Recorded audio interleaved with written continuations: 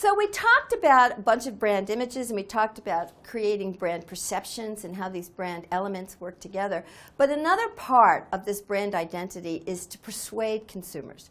So let's focus now on this process of persuasion, or changing people's attitudes. And the dominant model that's used in this way of thinking, or the dominant theory, is called the Elaboration likelihood model. And so we'll talk a little bit about that. And then let me focus in on the use of celebrity spokespeople, because they're used frequently to help persuade consumers to have positive beliefs towards a brand. So let's start off with persuasion. What is persuasion? It's an active attempt to change belief and attitude. So marketers are trying to persuade you to feel favorably towards their brands and their products. The caveat here is that it's difficult. And why is it difficult? It's difficult for the reasons that I've mentioned all along. People expose themselves, pay attention to, and interpret data consistent with what they already believe. And because they're not scientific about it and evenly sampling and exposing themselves to all sorts of different things and paying attention to things that both support their prior belief and refute their prior belief, because they're very biased in the way they take in that stimuli, it's hard to persuade them to think differently. That's not to say it's not possible, but it is difficult. So the dominant model in thinking about what's the best way to persuade consumers is the Elaboration likelihood model. And this model posits that there's two different ways, or two different routes to persuasion. There's the systematic or central route, and there's the superficial or peripheral processing route. The central route says that if people are motivated and they're highly involved, and they have the opportunity and the ability to process marketing messages, then the way to persuade them is through central cues in messages. In other words, cognitive cues, things that people have to think about. Try to make a strong argument. In order to make a strong argument, people have to be paying attention, they have to be motivated, and they have to have the ability to process this information. That's one way. Many times, and this is true a lot with marketing decisions, people just aren't motivated to think that much, and maybe they just don't want to think that much, or maybe they just don't have the ability, they're too tired or whatever. In that case, central processing or central route to persuasion will not work. Then you have to use the superficial way, which is to use these peripheral cues. And so when your opportunity, motivation, and ability to elaborate, to cognitively process is low, then the way to persuade people is through these peripheral cues, which are more automatic reactions. People just make decisions based on these cues, and it's not because they thought it out carefully. So what we're saying here is that the consumer is exposed to marketing cues. Now, the first thing is you ask the question, is the consumer motivated to elaborate? Are they going to pay attention and think about your message? If the answer is no, they're not, then that's low involvement. And then don't give a message they have to think about. Use peripheral cues. On the other hand, if there's high involvement and they are motivated to elaborate, then the next question you have to ask is, do they have the ability to elaborate? Is the message something that they can figure out if they think about? And if the answer to that is yes, then you're going to use central route. If the answer is no, you have to go back to the peripheral route. Okay, so to get to central routing, the central route where it's systematic argument, people have to be motivated and they have to have the ability. If either one of them isn't true, you got to go to peripheral cues. So what are peripheral cues? Peripheral cues are cues that people use in it's called heuristic way. That means a shortcut way. They don't really think through it. They just kind of say, well, if this is true, then that must be true. So for example, classical conditioning. Classical conditioning says that you persuade people just by putting things together all the time. So the famous example is Pavlov's dogs. The dog was conditioned to salivate whenever they heard a bell ring. And the way it was done is the bell rang before they gave dog food, and then every time the dog got dog food, they salivated. after a while, because of classical conditioning, just the ringing of the bell caused the dog to salivate. So in the same way in marketing, if things are always together, you always have Coke with hamburgers or Coke with McDonald's, after a while you don't even think about it and you just say, well, I'm having a Big Mac, let me have a Coke. That's a kind of notion of classical conditioning. It's not well thought out, it's just I'm persuaded to have a Coke because I always have had one. Reciprocity says that you gave me something, I owe you. Now, that may make sense and may not, but you're doing it just because I owe you. So a lot of times, direct marketers will do things like put a little gift in a charity appeal. They'll give you stamps, or sometimes they give you $1. And the idea is, I gave you something, now you give it back to me. It's not a cognitive argument, it's a peripheral cue. Consistency is another peripheral cue. Why do you like the toothpaste you use? A lot of times the reason that you like the toothpaste you use is because that's the one you always use. That's the one your mother gave you. It's not like you did the systematic product comparison and you decided this is your favorite toothpaste. You use it just because you always liked it. That's consistency as a peripheral cue. Social proof says, well, I like this because everybody else likes it.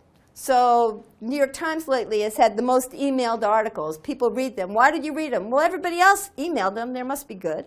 Or my husband chooses restaurants by the one that has the longest line. If everybody's waiting online for this restaurant, that must be good. That's a social proof peripheral cue.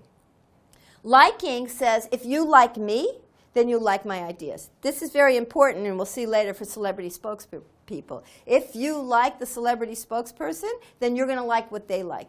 Not necessarily a rational process, but it makes sense in some ways.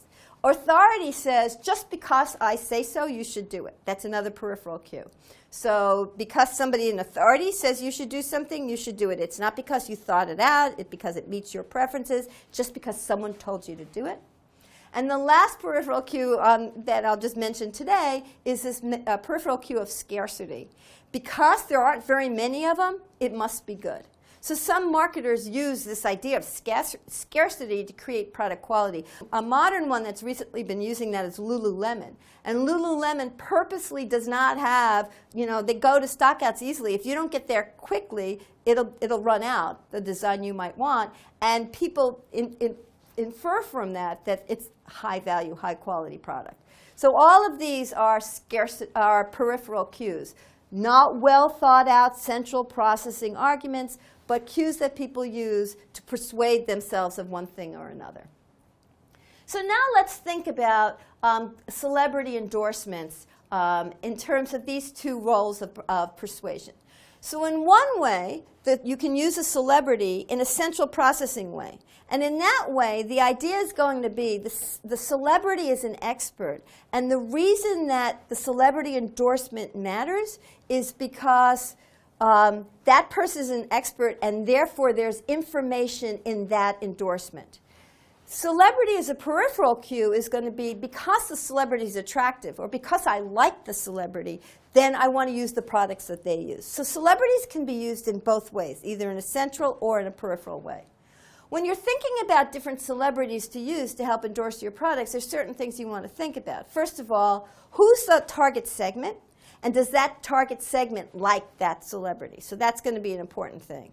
Then you want to think about what's the brand message, and does the message of the brand mantra, fit the brand message of the celebrity?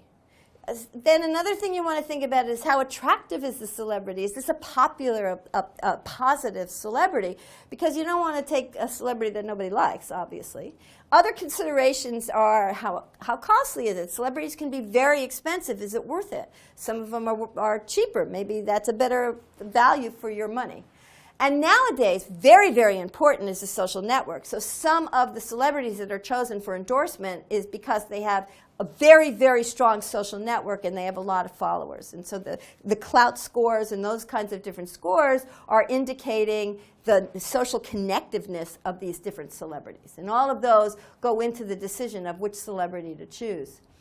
There's another thing that's out there to rate these different celebrities. It's called a Q rating. And the Q rating says how appealing is the celebrity among those who do not know him. It's the ratio of popularity and familiarity. And it's conducted by a particular company called Marketing Evaluations. And you can get Q ratings for different celebrities to help you judge which is a good celebrity and which is a celebrity that maybe isn't as strong and maybe you don't want to pay as much money for or something like that.